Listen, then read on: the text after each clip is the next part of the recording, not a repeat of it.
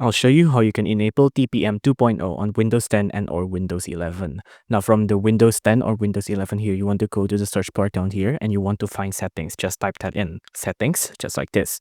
Now on settings, you want to go from home here.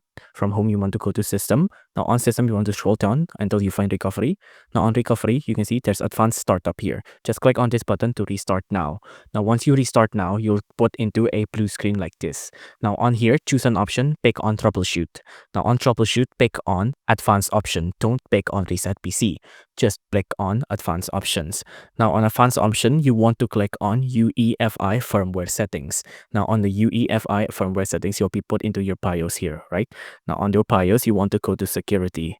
Now on security, you can see this is what it would look like, TPM 2.0. Make sure all of it is on. So you can see, select whether or not the trusted platform module TPM is visible to the OS. Make that to be on. And then that's it. You're done.